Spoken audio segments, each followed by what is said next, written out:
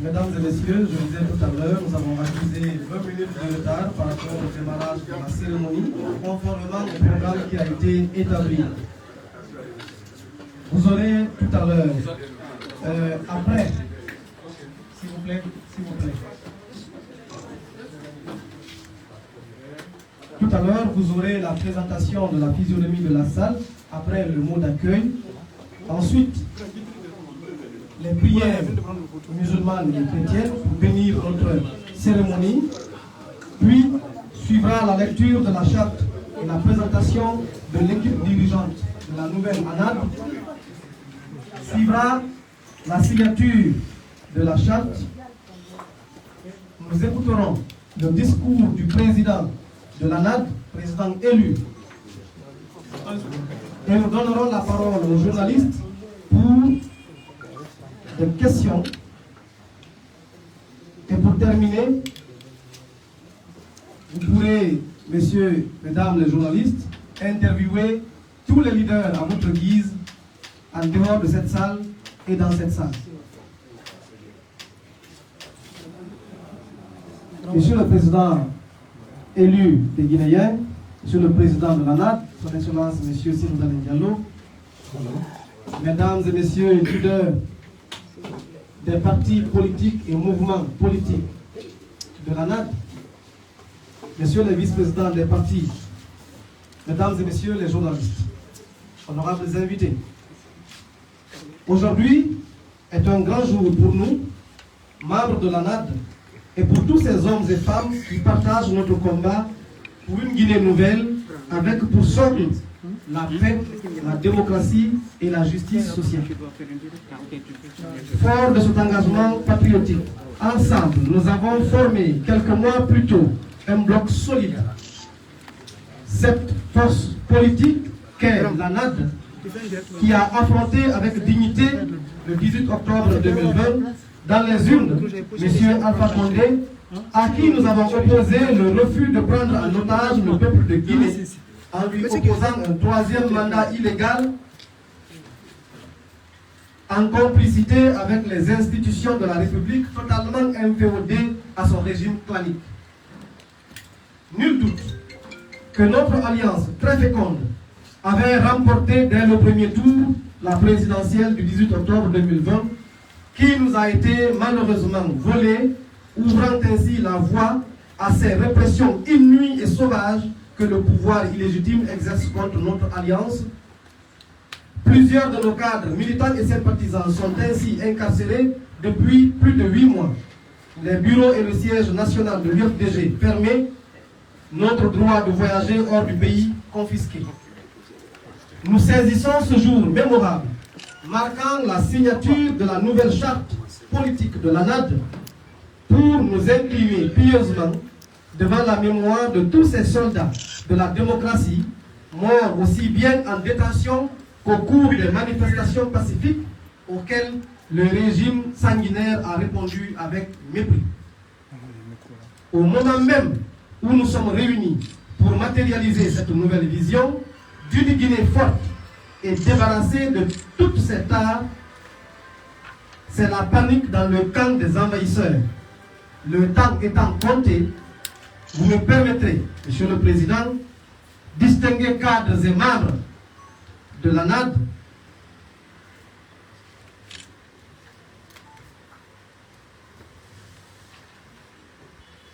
de fermer cette parenthèse en vous souhaitant la cordiale bienvenue à cette cérémonie officielle de signature de la charte de notre organisation qui a désormais pour siège les locaux de l'UNAD qui nous abritent en ce moment même. Je vous remercie.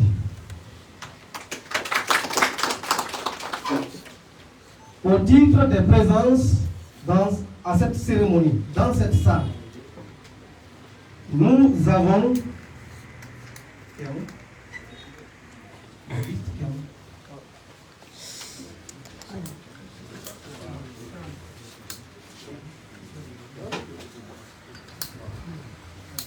sauf erreur de notre part, nous enregistrons la présence de M. Thierno Yaya Diallo, président de la Guinée moderne. M. Bari Amidou, président du PCTIC. Monsieur Baldé Idrissa, président de la REM. Monsieur Mamadou Diba, Madame Diba Fofana, président du PFJT. Présidente. Monsieur Jacques Bonimi, président de l'UPG. Monsieur Étienne Soropogui, représenté par Blaise Soropogui de nos valeurs communes. Monsieur Pogomou Edouard Zoutomou de l'UDRP. Docteur Adi Diallo de l'ADR. Entendez, président, hein, tous, je vous en prie. Monsieur Bangali, non, monsieur Diabati Doré, président du RPR. Monsieur Sori Kamara, président du PDND. Monsieur Tierno Seydou Bayo, président du PS. Monsieur Mpamara Girassi, représentant de monsieur Taran Diallo, président de l'ADR.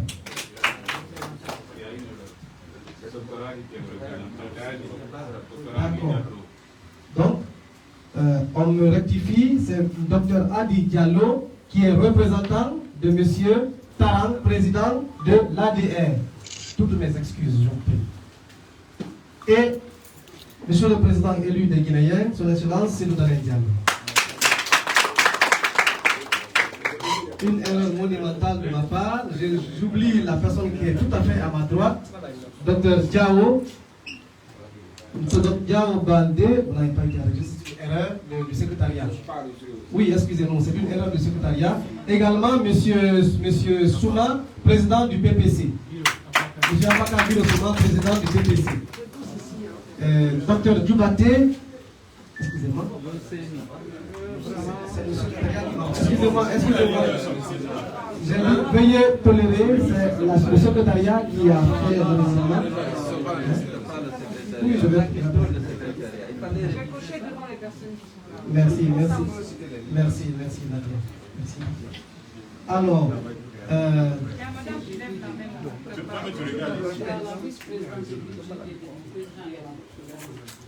excusez-moi. Encore une fois.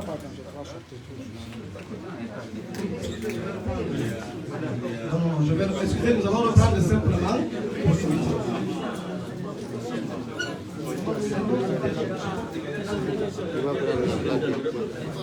Donc j'ai cité M. Kianoussa de Bayo du Parti Socialiste, M. Moussa Baldé représenté par Madame la vice-présidente, Madame Sall, j'y arrive. M. Moussa Baldé représenté de la République émergente et moderne, nous avons déjà présenté ce représentant. Le Rassemblement pour la République RPR de M. Diabati Doré, ici présent. La troisième dynamique, qui n'est pas ici. Alors, M. Edouard Zoutomou Pogomou de l'Union démocratique pour le renouveau et le progrès, UDRP.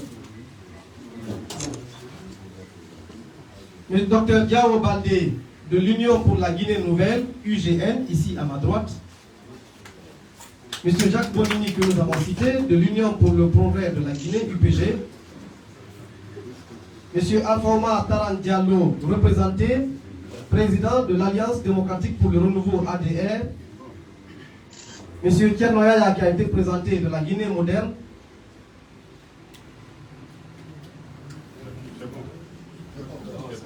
Je vais être sûr d'avoir oublié personne. Docteur Alpha Madi Souma, que nous avons oublié, de l'UNP, toutes nos excuses, docteur. J'ai cité M. Losé de Dubaté, encore une fois, je dis qu'il y a eu une erreur d'enregistrement, toutes nos excuses. Monsieur Dubaté. Ah, c'est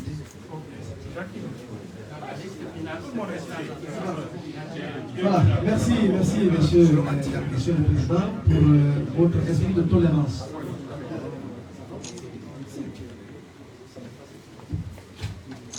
Voilà, à présent, nous donnons la parole à M. Mamadou Adi Diallo et M. Joseph Abba pour les prières, les bénédictions gratuites. M. Mamadou Adi Diallo, s'il vous plaît.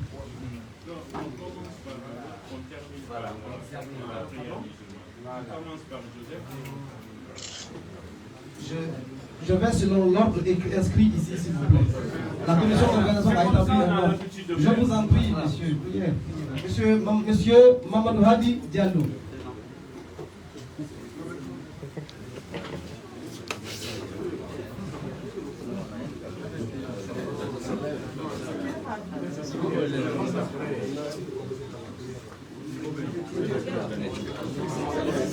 Monsieur Mamadou Hadi Diallo pour la prière musulmane. Bien, alors nous passons la parole, le micro à Monsieur Joseph Abba.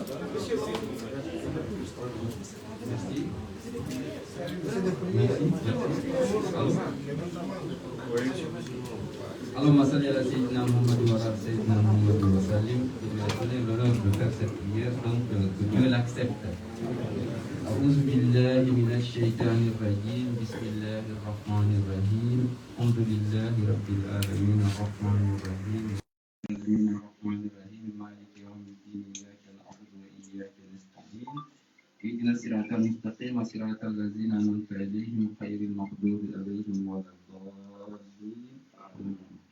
الله لا إله إلا هو الحي القيوم لا تأخذه سنة ولا نوم له ما في السماوات وما في الأرض من ذا الذي لا عنده إلا بإذنه يعلم ما بين أيديهم وما خلفهم ولا يحيطون بشيء من علمه إلا بما شاء وسع كرسيه السماوات والأرض ولا يؤوده حفظهما وهو العلي العظيم. بسم الله الرحمن الرحيم. لإيلاف قريش إيلاف رحلة الشتاء والصيف فليعبدوا رب هذا البيت الذي أطعمهم من جوع وآمنهم من خوف. ربنا آتنا في الدنيا حسنة وفي الآخرة حسنة وقنا عذاب النار. ربنا اغفر لنا ذنوبنا واغفر لنا إنك على كل شيء قدير. سبحان ربك رب العزة عما يصفون وسلام على المرسلين والحمد لله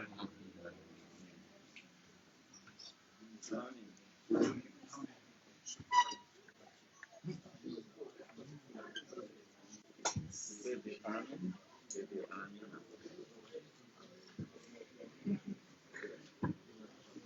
Je voudrais humblement demander à tout le monde de se tenir debout.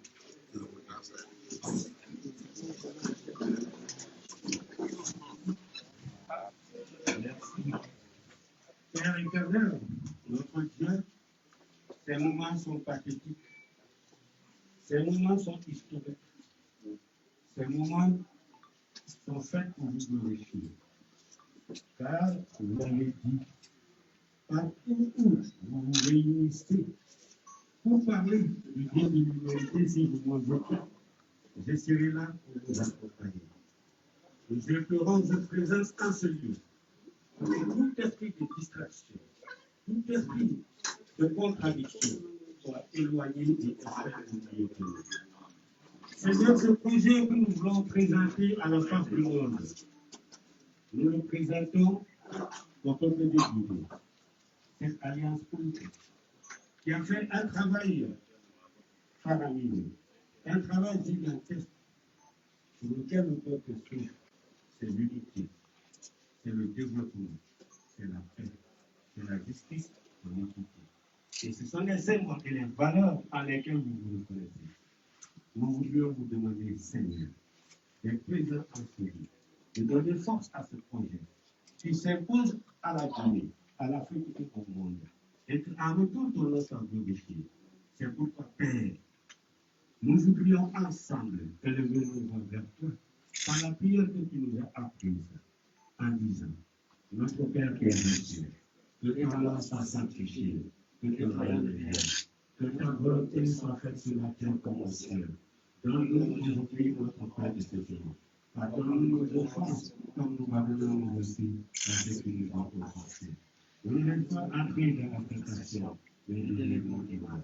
Car c'est à toi qu'appartient la première siècle, le règne, la puissance et la gloire. Amen. Merci beaucoup. Merci, messieurs Diallo et Rabal, que le Seigneur entende vos prières. À présent, nous allons faire lecture.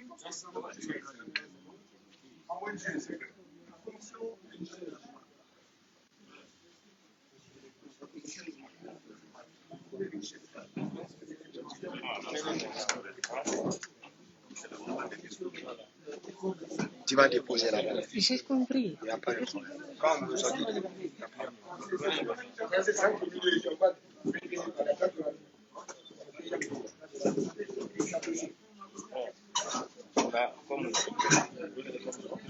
Vous déposez là-bas. Non, non, c'est la télévision. C'est la télévision. Seulement la télévision. Je vais te la mettre. S'il vous plaît, la salle est pas Seulement la nous allons devoir télévision. faire vite et libérer tout Mettez le la monde. caméra là-bas. Conformément au programme, nous allons procéder à la lecture du contenu de la charte avant de procéder à la signature de la dite charte. Nouvelle charte de l'Alliance nationale pour l'alternance et la démocratie, ANAT. Les partis signataires du protocole d'alliance électorale dénommé Alliance nationale pour l'alternance et la démocratie, ANAT.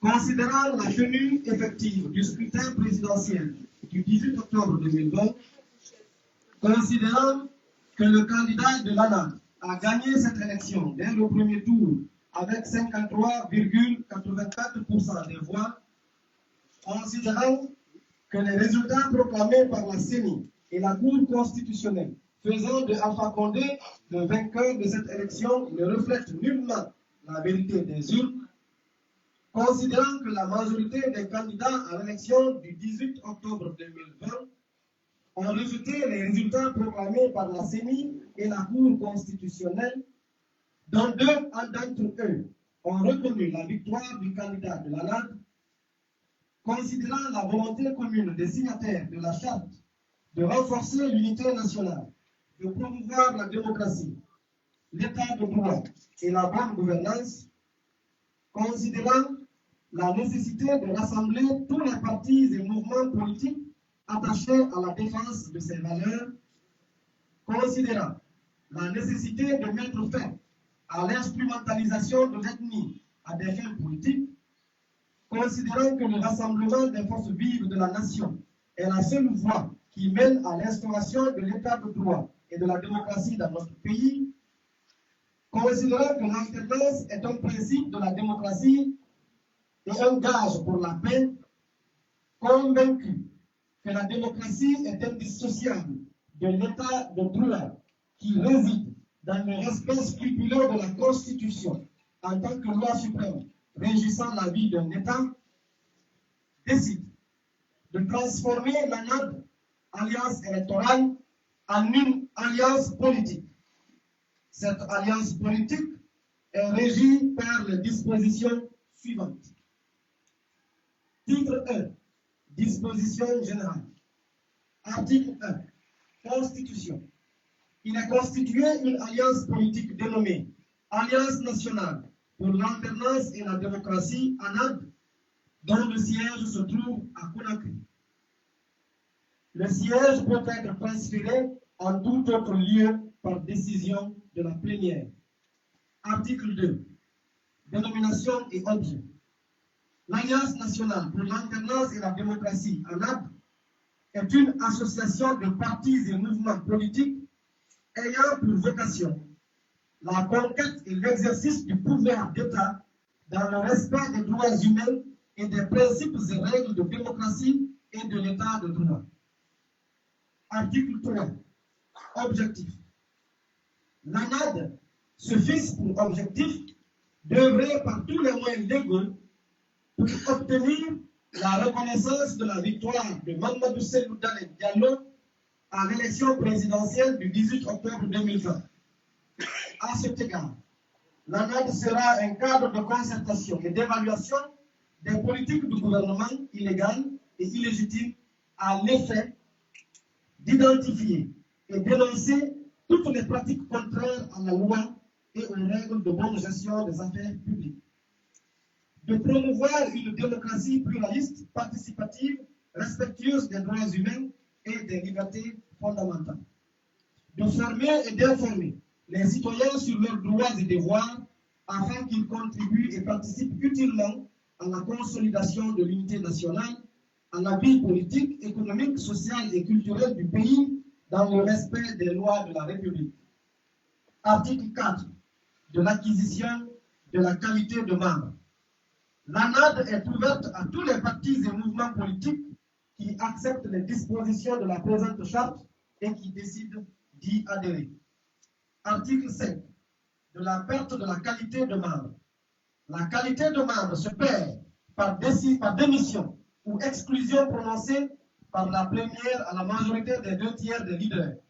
La décision entérinant la perte de la qualité de membre est motivée et consignée dans un procès verbal. Article 6 de l'identité et de l'engagement des partis. Les membres de l'ANAD gardent leurs identités propres. Ils se doivent tolérance et respect mutuel. Ils s'engagent à collaborer dans la solidarité, la transparence et le respect scrupuleux de leurs engagements et de leurs identités. Article 7. Le président de l'ANAD. Le président de l'ANAD est désigné par consensus ou à défaut par la majorité des 2/3 des membres du collège des leaders. Si aucun des candidats n'obtient la majorité requise au premier tour, un second tour est organisé pour départager les deux premiers. Le président est le porte-parole de l'ANAD. Il peut déléguer cette fonction à un membre de l'ANAD de son choix. Il est élu pour une période d'1 an renouvelable une seule fois. Il ne peut être destitué que par 2/3 des leaders du collège des leaders. Il représente l'Alliance dans les relations avec les autres entités politiques. Il est assisté par des conseillers et des vice-présidents qui constituent son cabinet. Le cabinet est chargé du suivi et de la mise en œuvre des décisions de la plénière. En cas de démission ou d'empêchement du président avant la fin de son mandat, il est remplacé par le doyen d'âge de son cabinet pour une durée ne dépassant pas 60 jours au plus, au cours de laquelle on élit le nouveau président de l'ANAD. Article 8.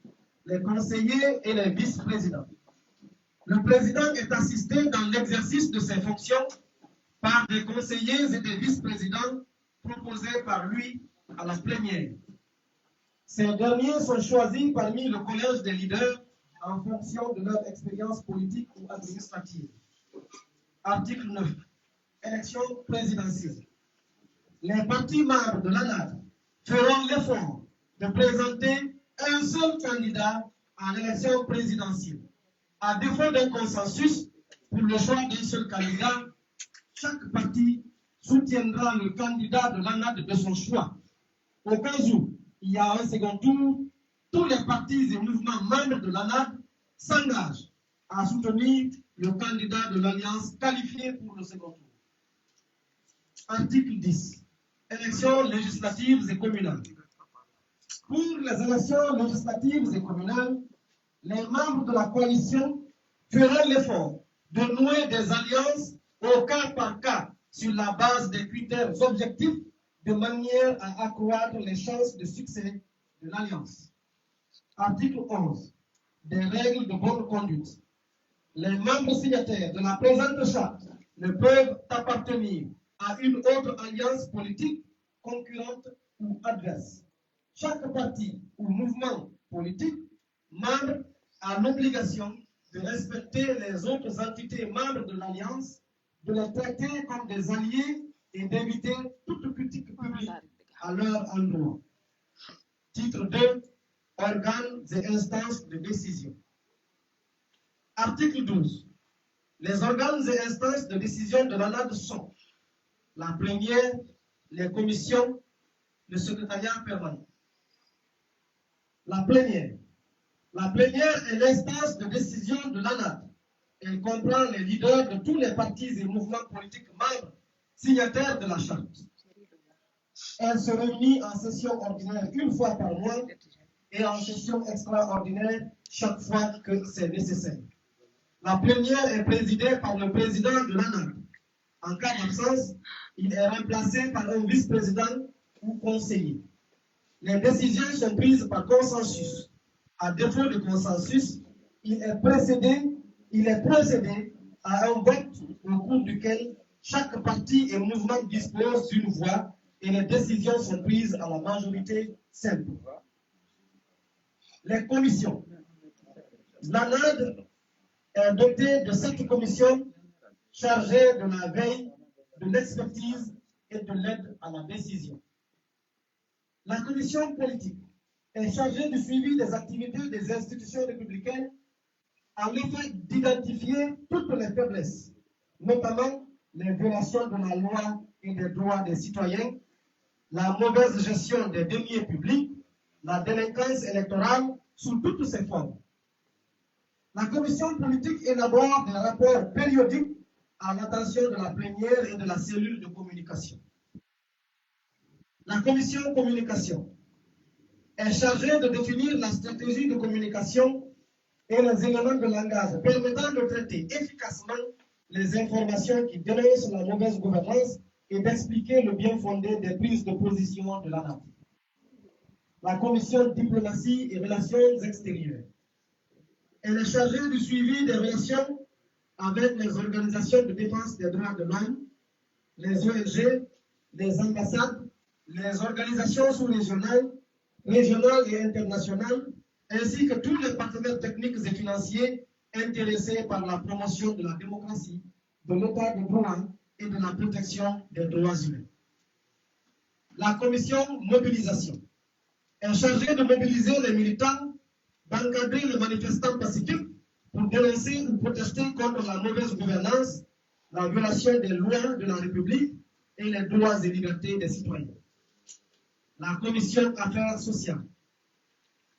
Elle est chargée de veiller à la solidarité entre les membres de l'ANAD en assurant l'assistance et en veillant à la représentation de l'Alliance dans les affaires sociales des membres, ainsi que le suivi et l'assistance des victimes, aux parents des victimes, des répressions policières et des détenus politiques, notamment à l'occasion des manifestations organisées par l'ANAD. La commission électorale. Elle est chargée de définir la stratégie électorale de l'Alliance et d'encadrer le processus de développement des capacités d'organisation et de gestion du processus électoral. Elle a aussi pour mandat de conseiller l'Alliance sur l'application de la loi électorale et le processus électoral. Elle représente l'Alliance auprès des institutions chargées d'organiser les élections. La commission juridique. Elle est chargée de veiller à l'application des statuts de la charte, de l'Alliance et des accords signés. Elle procède à la lecture et à l'interprétation des lois du pays en vue de guider les activités et décisions de l'Alliance. Elle gère, en collaboration avec les avocats de l'Alliance, les contentieux électoraux, politiques et juridiques, et défend les intérêts de l'Alliance et de ses membres. Le secrétariat permanent de l'ANAD.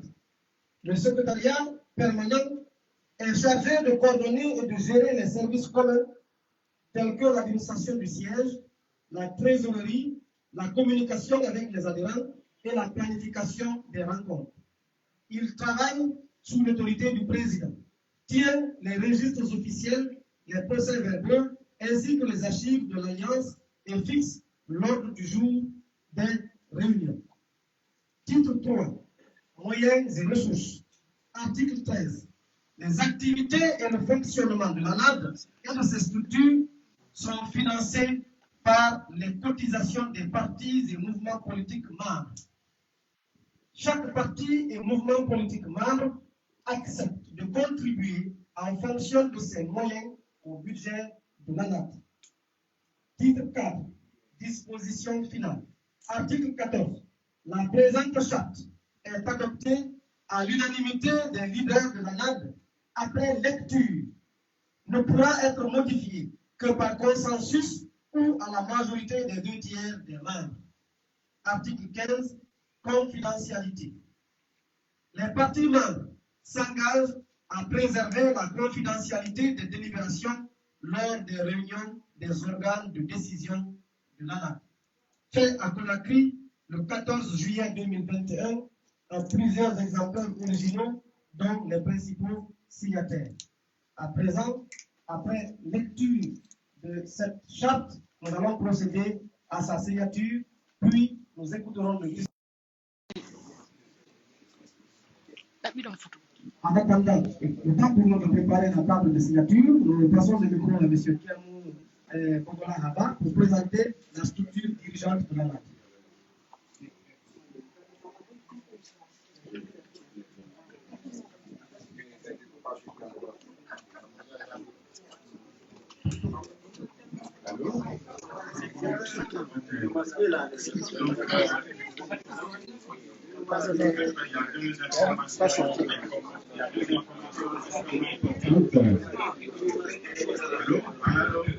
On va faire une pierre de cours. Séance. Monsieur Elais Mamadou Selou Dalin Diallo a été élu comme président de l'ANAC.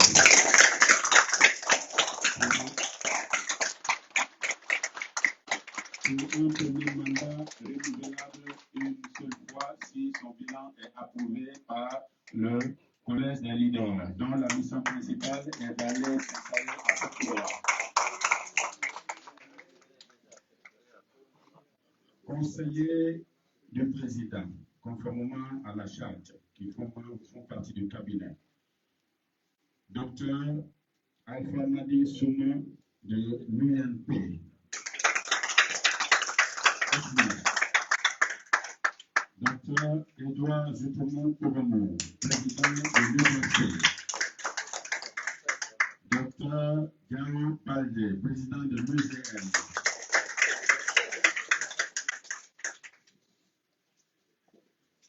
Étienne Soupegui, président des valeurs communes.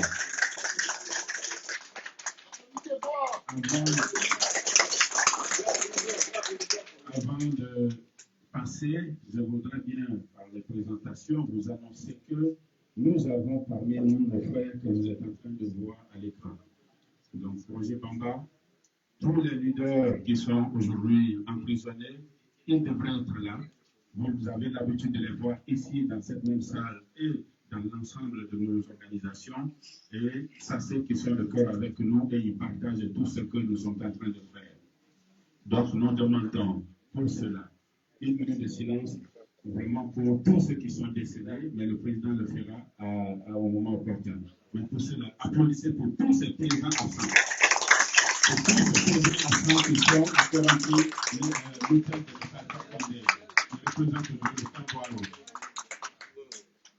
Conseiller toujours, l'enseignant Djubaté, président de la Guinée en marche. Donc vous avez donc les 5 conseillers conformément à la charte. Les vice-présidents, vous avez Tcherno Seydou Bayo du Parti Socialiste. Pas le Parti Socialiste de l'État congolais. Le Parti communiste est troquiste, il y a une différence. Socialiste est troquiste. Monsieur Jacques Bourimi, président de l'EPG. Monsieur Alpha Oumar Terren Diallo en mission. Le président de l'ADR. Monsieur Diabati Doré, président du RPR. Donc, chers invités, voici la composition du cabinet autour du président que vous avez autour de la première ligne. Donc, vous avez les grandes commissions de travail qui nous permettent d'exécuter toutes les décisions. La commission, la première, c'est la commission politique. Cette commission est dirigée par M. Pepe Francis Abba, président de l'UGDD. Nous souhaitons la bienvenue parce qu'il n'était pas là quand on faisait la présentation. Président de la commission communication, M. Kiamou Kogola Haba, que je suis. Je suis président d'abord de l'UGDD. Que Dieu soit loué. Commission diplomatie et relations extérieures. Monsieur Ternoyaya Diallo, président de la Guinée-Moderne. Commission mobilisation. Président. Monsieur Adavaka Biransouma, président du PPC. Commission affaires sociales. Présidente. Madame Djiba Fofana, présidente du Parti des femmes et des jeunes pour le développement. Commission électorale. Vous avez le président Moussa Baldé, président du REM, qui est en mission, représenté par l'État. Et nous avons le secrétariat permanent que vous avez vu sa composition, qui est une grande organisation.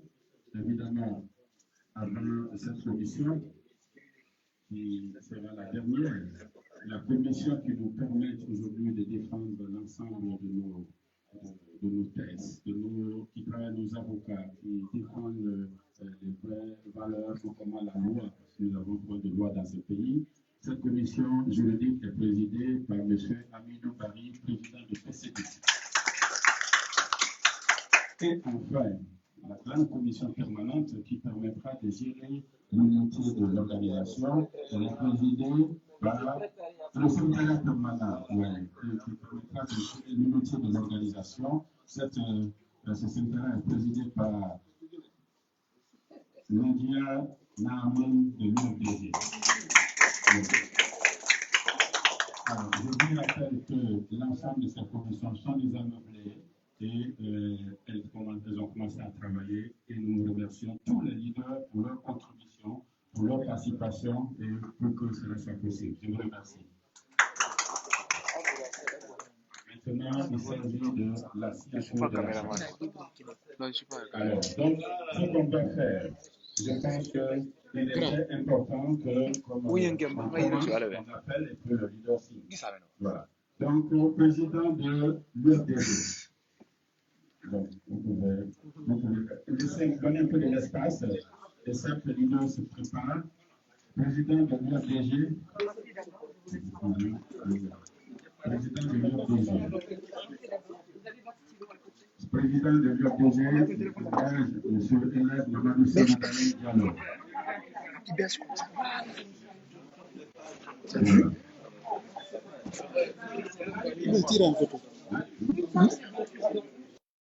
Ibrahim Massouri Keita qui représente M. Atana Chérif. Monsieur Ibrahim Massouri Keita, bienvenue, il vient représenter le président Atana Chérif.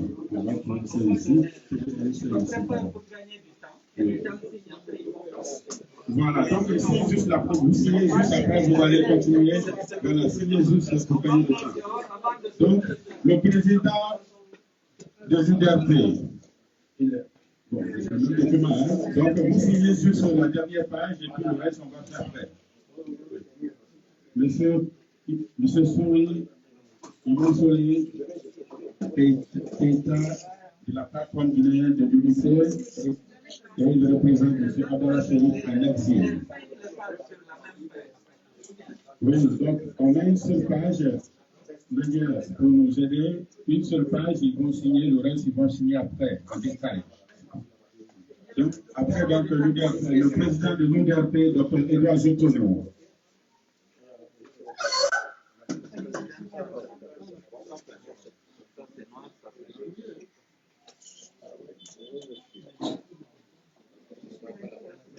Donc, ils vont continuer conformément à la ligne. Hein. Donc, voilà, pour ne pas déplacer les présidents.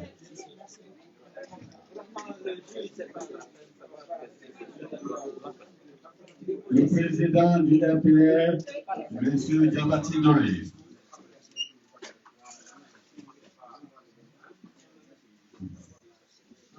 Monsieur le président de l'UEGN, Dr. Graham Baldé.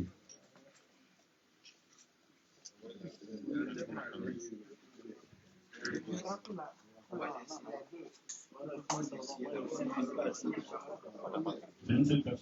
Après, le reste, je la laisse signer en détail. Pour gagner le temps. Le président de l'UNP, c'est le parti dont le premier président était naturellement Dr. Paul Faber, donc qui a été remplacé, qui a son nom. Donc de l'autre côté, c'est Dr. Famadi Souma, le président de l'UMP, c'est l'un des 5 premiers partis qui a été créé en Guinée en 1992, dirigé par Paul Faber. Donc, Dr. Alpha Mani Souma, président de l'Union nationale pour la prospérité, ancien ministre des Mines, ancien directeur de cabinet du président Lansana Conté, professeur d'université, ancien conseiller du président Nino, consultant en mine. Celui-là qui a pu permettre. Alors, après Dr. Famadi Souma, nous avons Jacques Boulimi, président de l'UPG. C'est lui qui est l'héritier politique de Jean-Marie Doré. Après Famadi Souma, c'est bien Jacques Boulimi. Tous ceux qui sont là, vous êtes tous là. Tout est là.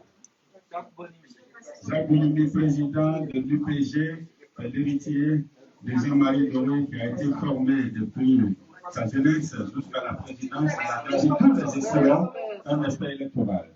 Le président, Seydou Bayo, également du Parti socialiste, un autre patron des questions électorales. Monsieur Seydou Bayo. Alors, donc ça continue, nous avons donc le président de la Guinée moderne, monsieur Manseni, oui, le président de la Guinée moderne est à quelle marche? Lanseni Djoubaté, président de la Guinée en marche. Alors, vous voulez qu'il se déplace? Alors, donc, si vous nous acceptez comme ça, ils peuvent se déplacer, mais on pense que accepter comme ça.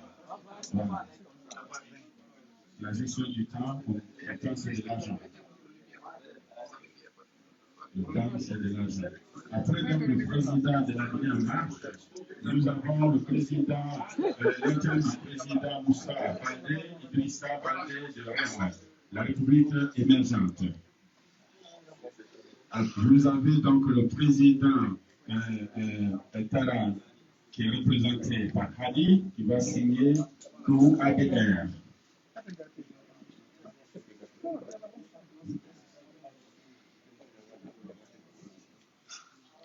Vous avez le président de PCDIC, Amidou Barry.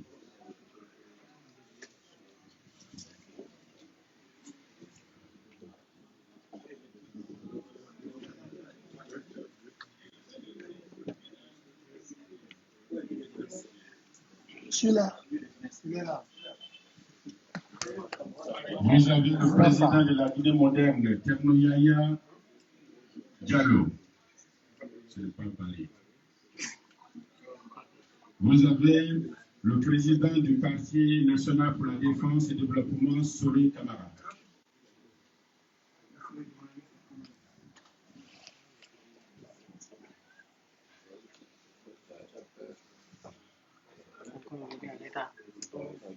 Le président du PPC, Parti populaire pour le changement, monsieur Biro Souma.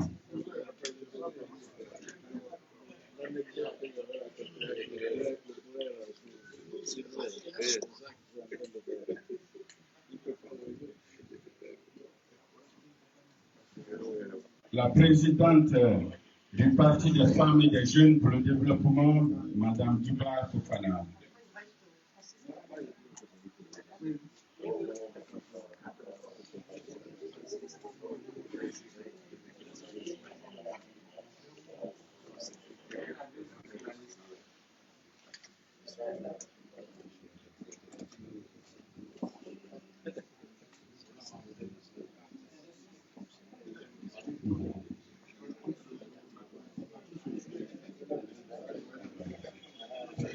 Parti des femmes et des jeunes pour le développement.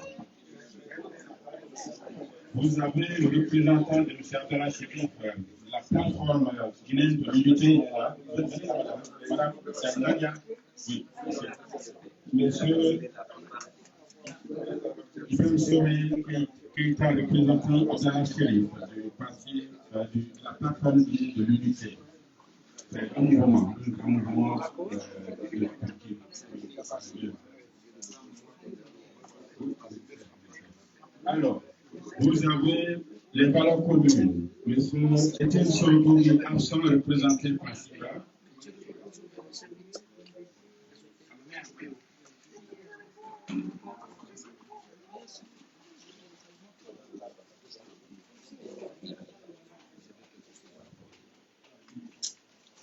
Alors, maintenant, enfin, nous avons le président de l'UGDD qui fait partie de ceux qui nous reçoivent dans cette maison, P.P. Francis Abba, pour l'UGDD. Nous avons beaucoup de leaders qui sont absents.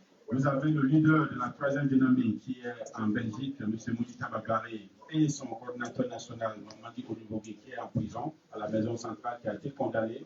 Et vous étiez tous témoins. On vous remercie de tout ce que vous avez fait. Mamadi Olubogui a toujours été dans cette salle-là pour le combat. Vous avez donc M. Sirikiba, qui est du mouvement populaire pour le changement, qui est du côté de Paris. Et vous avez donc évidemment beaucoup de leaders qui sont en déplacement et qui vont signer, qui ont décidé qu'ils passeront signer une fois. Parce que cette alliance, vous vous rappelez, c'est plus de 37 formations politiques et plus de 500 mouvements. Nous avons donc pris le soin pour ne pas battre tous les mouvements et de ne pas les faire venir ici. Je vous remercie.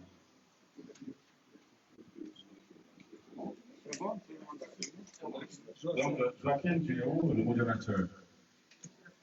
Alors, donc, si donc, le modérateur n'est pas là, nous allons continuer le programme. Cette fois-ci, il s'agit du discours du président élu du peuple de Guinée, du président de l'UFDG, mais aussi qui vient d'être élu comme président de l'ANAT. Attendez, on va poser le micro. Messieurs et mesdames les leaders des partis politiques, membres de l'ANAC, les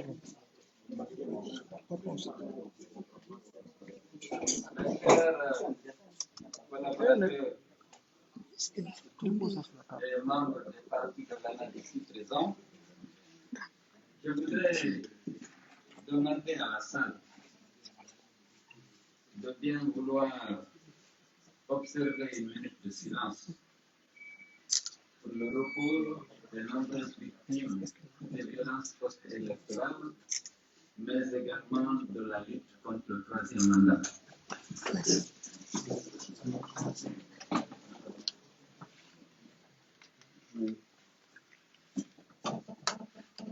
Je vous remercie. Mesdames et messieurs, je voudrais tout d'abord vous remercier pour la confiance que vous avez bien voulu porter à ma personne en acceptant de soutenir ma candidature à l'élection présidentielle du 18 octobre 2010. 2020, croyez-moi, je vous en suis profondément reconnaissant pour la confiance que vous avez portée à ma modeste personne, mais aussi pour l'énergie, le temps et même l'argent que vous avez dépensé pour notre victoire. Nous avons mené une campagne exemplaire grâce à votre soutien. Vous vous souvenez sans doute de la mobilisation de nos compatriotes de Farana, de Kissidougou, de Guékédou, de Massanta, de Sorifori, de Yomou, de Lola, de Guéké, de Mamou, de Kindia, et du retour triomphal de votre candidat à Conakry.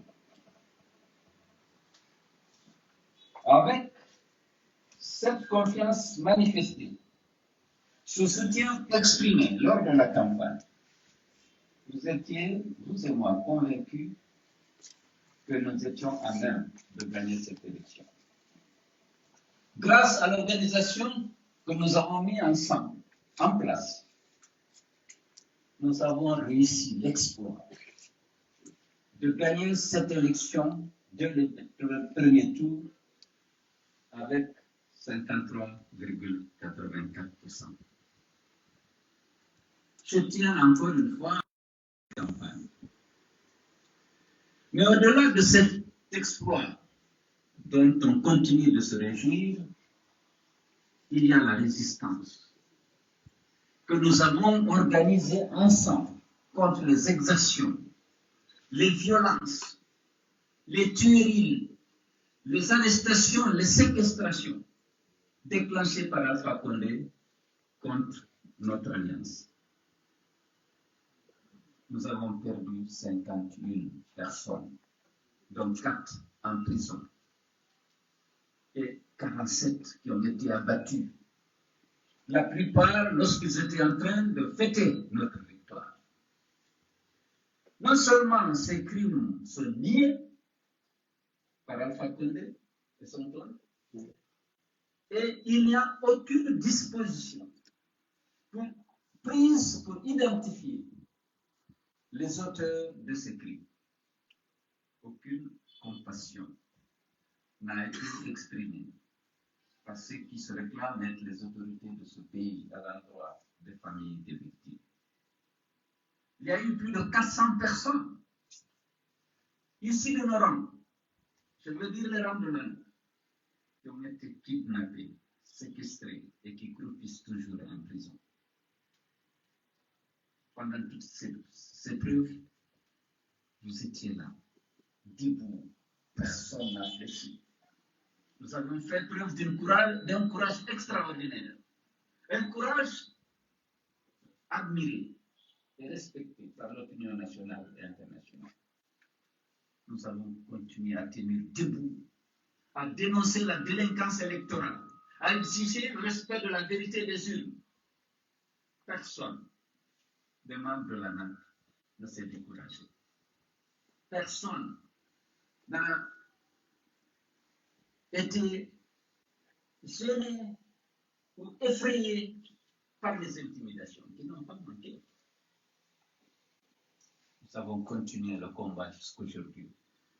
Mais cette épreuve vécue ensemble nous a donné l'opportunité de nous connaître davantage.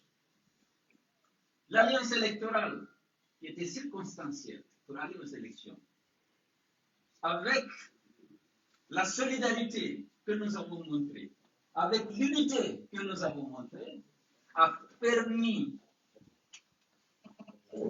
de bâtir une confiance entre les membres de la RAD.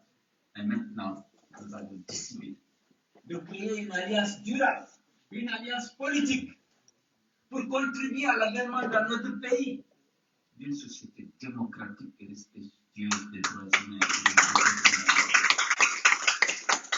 Il fallait ce temps pour se connaître et se faire confiance. Parce que nous sommes allés dans ces élections avec un peu de précipitation, même si nous avons fait preuve d'une capacité d'organisation extraordinaire qui nous a permis d'aller à la victoire. Mais depuis 9 mois, nous sommes ensemble, sous le feu des exactions d'Alpha Condé. Et désormais, nous nous faisons confiance et nous avons décidé de franchir le pas et de construire une alliance politique pérenne pour faire face. Pour contribuer à la réconciliation et à la consolidation de l'unité nationale. Parce que c'est comme si Alpha Condé est venu pour diviser la Guinée. Leur société, il n'a travaillé pour la division, pour opposer les composantes politiques, ethniques de notre pays, pour ses intérêts exclusifs. Nous avons pris conscience de ça.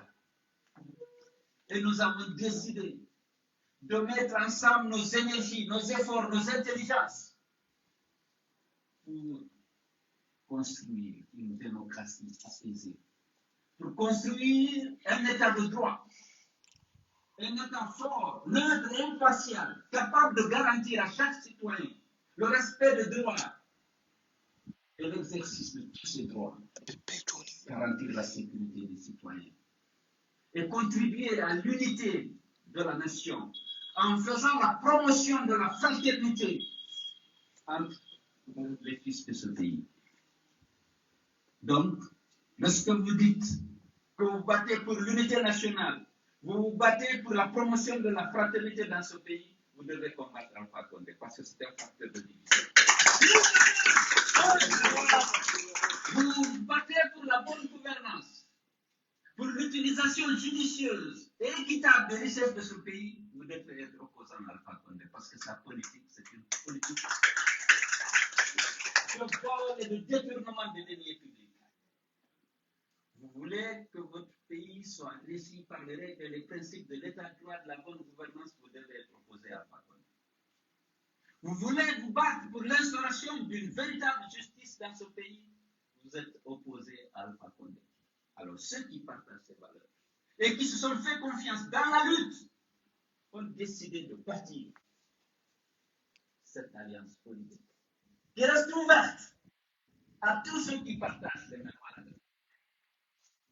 Mais je sais déjà, il y a une masse critique de partis politiques, d'associations, de jeunes et de femmes déterminés à sortir la Guinée de la division, de la misère et de l'injustice.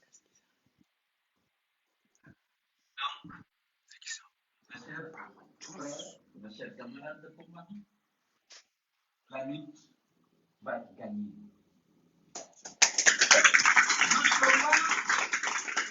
Notre combat pour le respect de la vérité des urnes, pour la réconciliation des Guinéens,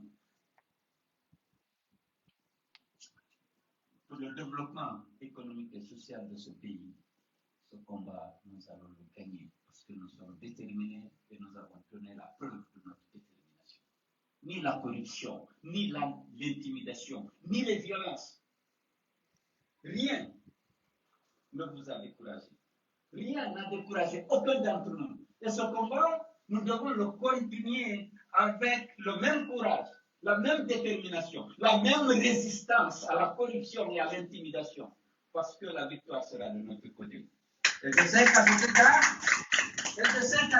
je peux compter sur vous tous et vous pouvez compter sur nous.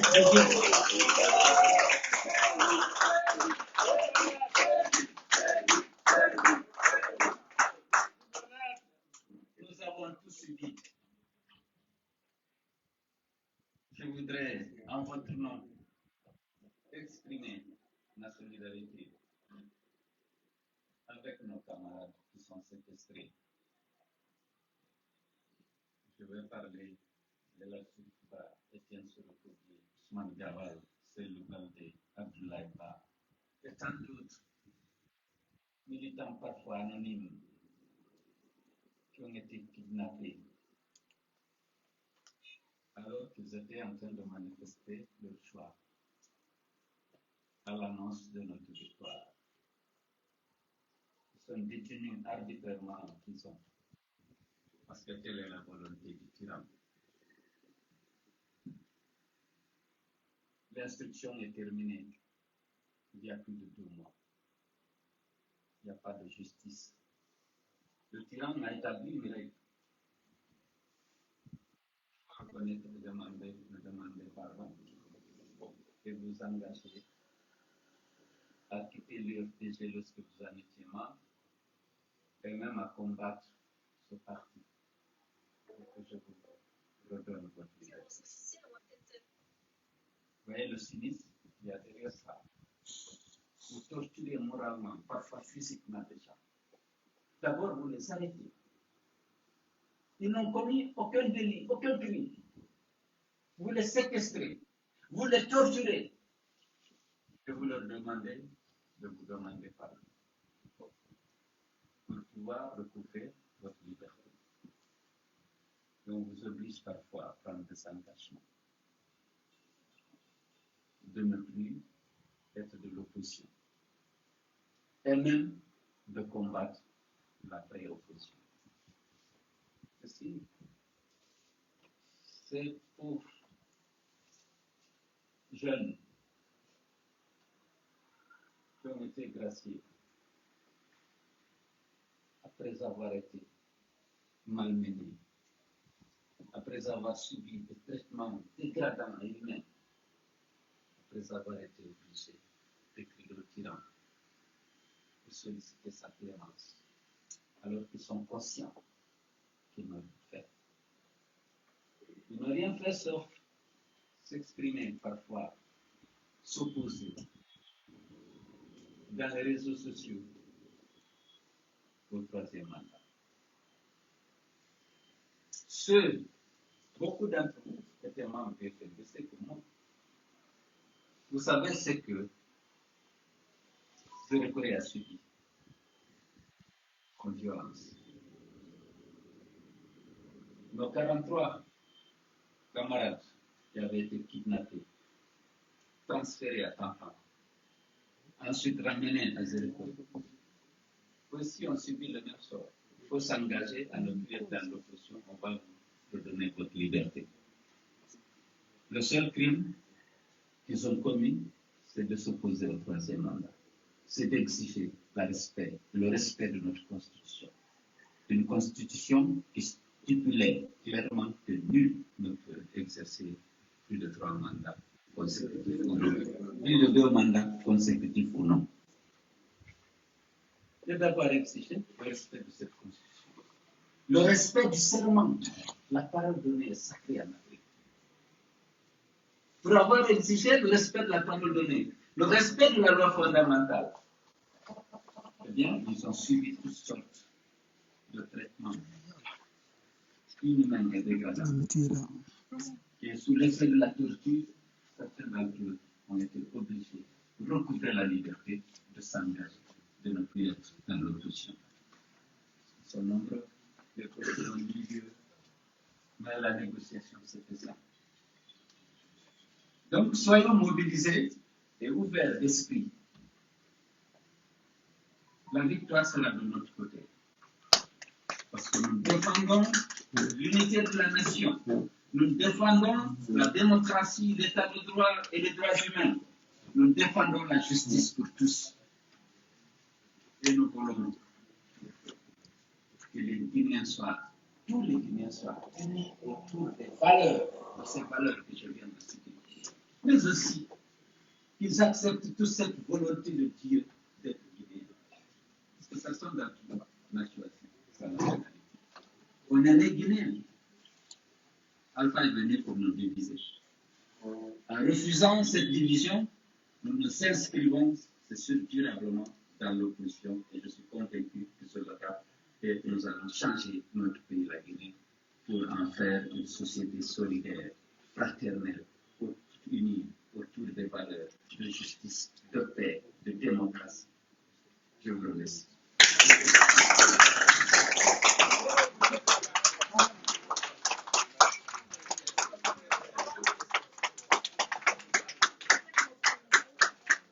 Voilà. Merci. Merci, Monsieur le Président, pour les brillants discours.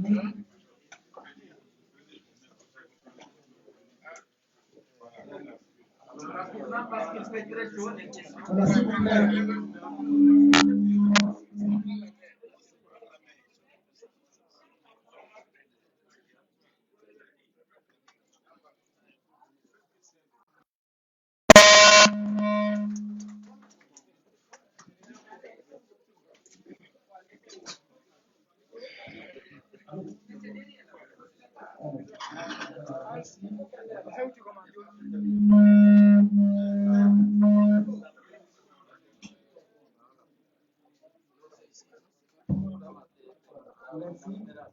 Merci, Monsieur le Président. Alors, dernière étape de notre cérémonie, je crois que nous sommes dans le temps. On a rattrapé les 20 minutes qu'on avait. Maintenant, on n'a plus que 10 minutes de retard. Il est prévu que cette cérémonie prenne fin à 13h. Donc, nous donnons la parole aux journalistes pour les questions. 10 minutes.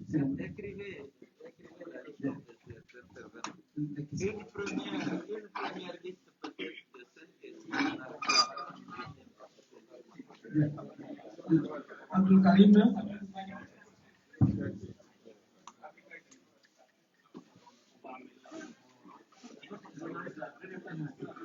Oui, les journalistes qui voudront poser la question. Allez-y.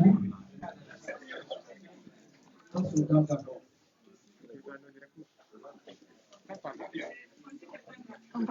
Oui. Merci beaucoup. Je suis Abdelkarim Diallo, journaliste africaguinée.com. Ma question s'adresse à M. Sékou Diallo. Je voudrais savoir, M. Diallo, ce n'est pas la première fois que vous signez une alliance avec des partis politiques. Je me souviens encore de celle que vous avez signée avec l'actuel chef de l'opposition, qui n'a pas fait long feu. Est-ce qu'aujourd'hui, vous êtes rassuré qu'avec ceux-ci, ce sont de bons alliés? Et la seconde question, c'est par rapport à la reprise des manifestations politiques. Beaucoup de personnes pensent que ce n'est pas opportun vu que vous avez vu une centaine de militants en prison. Est-ce que c'est le moment de partir, de reprendre les manifestations au risque, selon certains, de cautionner d'autres arrestations? Monsieur Ansou de Ghana. Je réponds d'abord ou bien? Ça, c'est Africa. Oui. Il est là.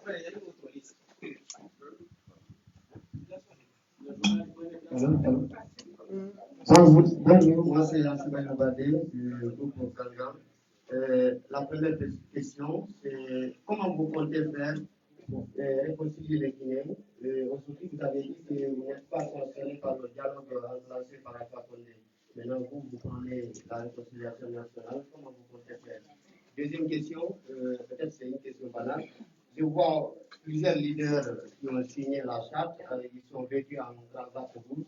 Est-ce que c'était unanime ou bien c'est dans le hasard? Merci.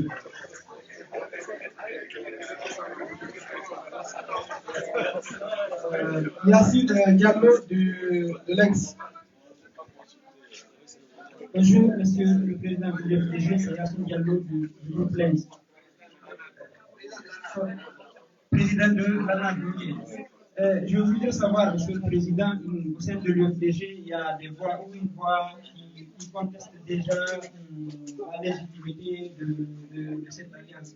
C'est Mamadou Bari qui se pose des questions sur l'opportunité de signer des alliances pour l'UFDG avec des partis politiques qui considèrent un point plume à chaque fois qu'ils viennent s'afficher autour de vous et attendent le moment opportun pour quitter. Voilà le dernier, Seydou Diallo du groupe Guinée.com. Bonjour, monsieur le président de la moi c'est Diallo du groupe Guinée.com. Voilà, dans votre discours, j'ai entendu, vous avez dit que dans cette lutte, vous allez gagner. Peut-être que vous avez déjà vu de quoi? Qu'est-ce que vous voulez dire? Ça, c'est la première question. La deuxième question, dans votre nouvelle forme de l'ANAT, vous parlez de réconciliation nationale. Vous voulez rejoindre Fodé Bangoura ou c'est une autre forme de réconciliation nationale? Merci.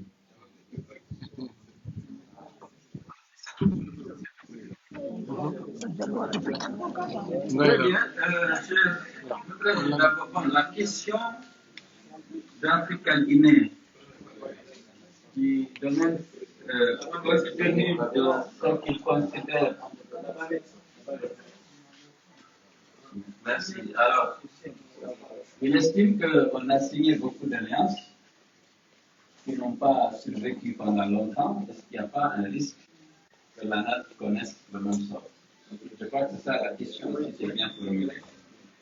Alors, le risque zéro n'existe pas. Mais comme je l'ai rappelé ici, nous avons eu le temps de nous connaître dans l'épreuve, dans le sang. D'abord dans la campagne. Nous avons mené ensemble cette campagne exemplaire. Si enfin ne nous avait pas interdit l'accès à quelqu'un, vous auriez vu des choses. Parce qu'Ampa était conscient qu'il n'avait plus de fièvre. Mais mon arrivée à Kankan aurait mis en évidence justement le régime de la jeunesse de la Haute-Guinée, le régime de ce régime, parce que ces promesses n'ont pas été tenues, parce qu'il n'a rien fait par rapport aux engagements qu'il avait pris. Et ce n'est pas pour rien que le pouvoir a décidé de nous bloquer et d'aller détruire tous les symboles de l'UFDG. Je ne dis pas assez. La ville était déjà comme une ville conquise par l'UFDG. Il y avait des banderoles, des kiosques d'animation. C'est l'âme qui est ici, c'est l'âme qui est par là. Ils ont pris conscience, ils ont décidé de tout détruire, y compris notre siège. Et ils ont racheté notre siège à quelqu'un pour pouvoir nous chasser là. Moi, j'avais un terrain acquis à chose depuis 1998, à Kankan. Les gens sont allés se mobiliser, ils sont venus casser le mur, dire que le terrain ne m'appartient pas. Bon, bref, pour revenir à la question, le risque zéro n'existe pas. Mais ici, le contexte d'aujourd'hui commence qu'on ait cette alliance. Nous avons travaillé ensemble sur la campagne, nous avons organisé ensemble cette élection, on a gagné, et depuis lors, nous sommes en train de subir des sensations de violence. Et les gens ont fait preuve d'une résistance, d'une résilience extraordinaire. Aujourd'hui, lorsque vous avez subi tant de violence, tant d'exactions, tant de privations, et que vous êtes restés les mêmes, je pense que la confiance préalable qui est nécessaire à la fondation d'une alliance comme ça, et cette confiance existe. Et je n'ai pas de raison de douter de sa solidité et de ses chances de succès. Alors, l'opportunité de la reprise des manifestations. J'ai des inquiétudes par rapport aux commentaires qui ont été faits ici et là, par rapport à la demande de la jeunesse de l'UFDG de reprendre les manifestations. La manifestation est un droit constitutionnel. Manifester dans les rues et sur les places publiques est un droit constitutionnel. Tuer un manifestant est un crime imprescriptible. Si on est d'accord sur ça, c'est comment respecter la Constitution, c'est ça la question qui peut se poser. Respecter la vie humaine tout en respectant la Constitution. Nous avons organisé ici des dizaines et des dizaines de manifestations, sans qu'il y ait des victimes. Mais ça gêne Alpha une manifestation réussie. Parce que lorsqu'on voit 1 million de personnes dans les rues pour protester contre la mauvaise gouvernance, quelle que soit la nature de la revendication, ça le gêne. Et ils pensent que pour mettre un terme à la manifestation, il faut tuer pour décourager les manifestants. Est-ce que c'est normal de tuer un manifestant? Non, c'est un crime imprescriptible. Quelle était la procédure? Lorsqu'on obtient, on fait notre déclaration d'intention. Le gouverneur réunit les forces de défense et de sécurité, et les leaders et les organisateurs, on décide ensemble comment on fait. Il est arrivé souvent qu'on a demandé aux forces de l'ordre d'être à l'état. De libérer et de s'échapper de la route. On a fait combien de manifestations? Sans dégâts. Mais ensuite, aujourd'hui, la manifestation, bien qu'inscrite dans la Constitution, est considérée par beaucoup de choses comme un acte de violence. Non. La violence vient du pouvoir. Parce que la réussite d'une manifestation gêne Alpha. C'est un désaveu. Souvent, lorsqu'il y a 1 500 000 personnes dans les rues, les gens sortent, même ceux qui ne marchent pas, pour abattre les marcheurs, ça me dérange. Et pour mettre fin à ce désaveu qui était devenu récurrent, il a décidé d'exercer des violences sur les manifestants pour décourager ceux-ci. Aujourd'hui, on a fait 250 morts depuis ces gouvernements. Des gens qui ont été abattus lorsqu'ils étaient en train de manifester. Pourquoi a-t-il refusé jusqu'à présent pour qu'il y ait la moindre enquête pour ce qui est la responsable? Parce qu'il a décidé de garantir l'impunité aux forces de défense et de sécurité qui, selon lui, protègent son pouvoir contre l'opposition. Voilà le problème. Alors, il faut s'attaquer au problème et non à ses effets. Et il va dire maintenant, comme il ne peut plus justifier l'indifférence de l'État, le refus de mener des enquêtes et de déférer devant les tribunaux de les auteurs, parce que toutes les organisations de défense des droits de l'homme, toutes les organisations internationales l'ont interpellé. Il veut dire que c'est l'opposition qui tire les chefs. C'est la question. L'opposition, on ne peut pas armer nos militants pour tuer nos militants. J'ai donné l'exemple, venez à Ratoma, ici nous sommes dans Ratoma. Mais vous avez des quartiers, vous avez 3, 4, 5 ou une dizaine de concessions du RPG, des militants du RPG. Qui militent et assument leur appartenance au RPG. Mais jamais personne n'a été soutenu, et moins encore accessible.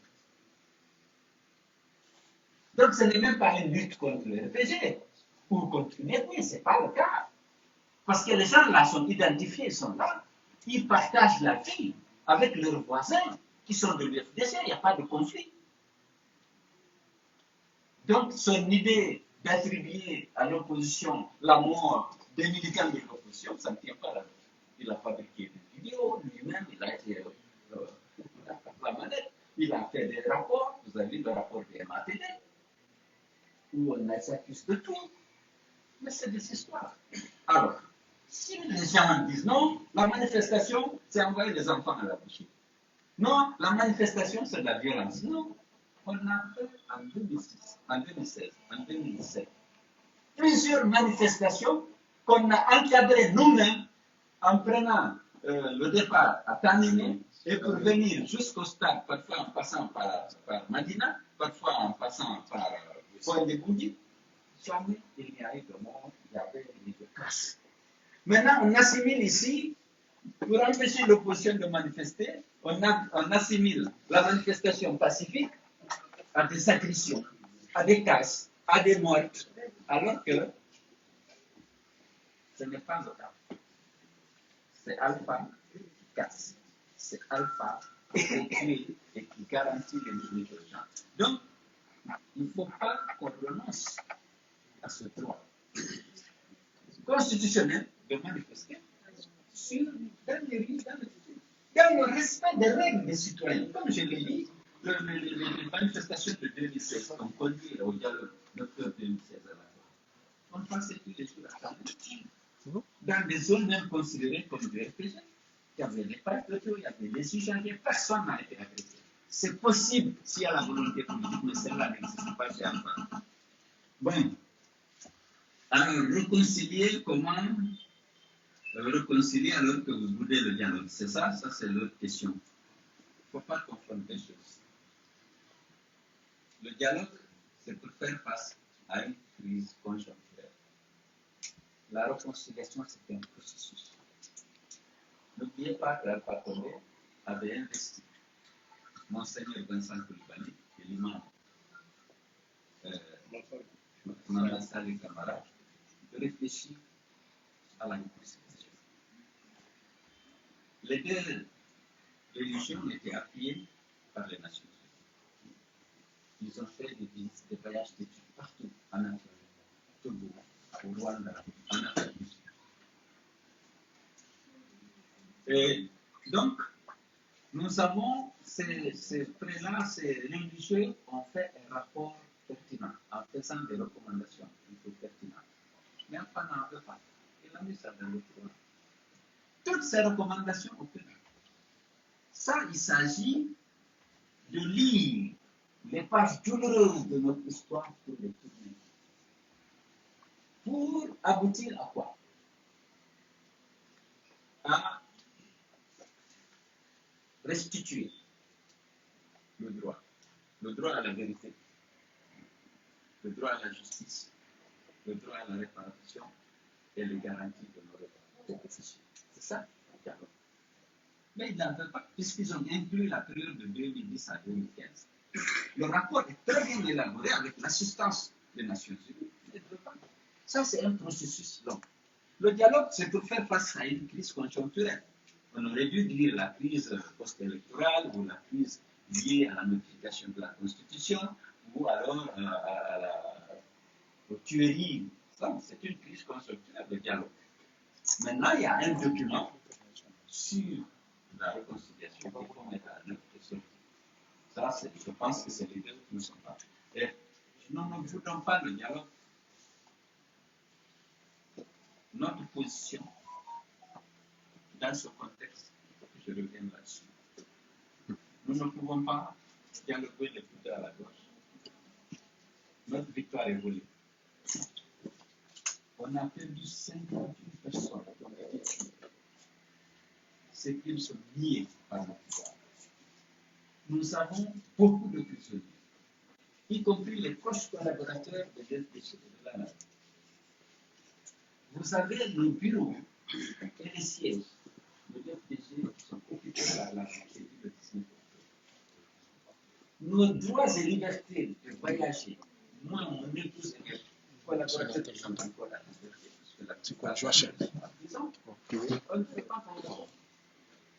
Alors, si on va au dialogue, c'est une forme pour Alpha, c'est appliquer sa théorie. Ils vont demander pardon, aider-nous à récupérer nos corps. Et après, il va dire, bon, c'est ça, c'est sur cette base-là. Moi, j'ai fait les concessions. On n'ira pas au dialogue dans ces conditions. C'est ça, peut-être qu'on est d'accord avec la là-dessus. Il faut que ça soit clair. Oui. Et si on doit aller au dialogue, on s'interdit même de commenter ni le cadre, ni les conditions actuelles. Et si nos droits et libertés sont restitués, les droits et libertés de nos compatriotes sont restitués, c'est-à-dire qu'ils sont libérés, on fera des propositions s'il y a lieu d'y aller. Mais pour l'instant, on n'a pas de proposition, on n'a pas de critique à faire à cet égard. C'est clair. Alors, la légitimité et l'opportunité des alliances, c'est la même chose. Hein. Moi, je pense que c'est l'unité qui fait la force. Lorsque des gens partagent les mêmes valeurs, ont une même lecture de la crise que traverse notre pays et qui veut sortir la Guinée de la crise, c'est normal, et c'est ce que nous sommes en train de faire. Voilà, je pense que c'est opportun, c'est légitime, dès lors que nous partageons la bonne valeur et nous avons la même détermination pour avancer. Alors, vous gagnez réconciliation et dialogue. Pour ça, c'était la même chose. La réconciliation et le dialogue, c'est deux choses différentes. Je crois que j'ai fini comme voilà.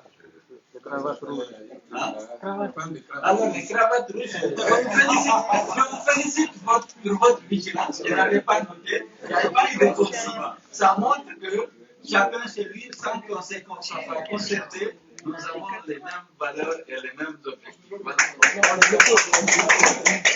Merci, monsieur le Président. S'il vous plaît, les leaders sont priés de se retirer dans la salle qui leur est réservée pour parapher le document, la salle. Et les journalistes qui sont dans la descente prennent régulièrement des leaders pour cette information. Vous avez tous les leaders ici, vous avez 3 heures, une seule endroit, vous pouvez les rencontrer parce que vous voulez les rencontrer. Merci. Je voudrais tous les journalistes prier de voir M. Konaté et Yaya Diallo.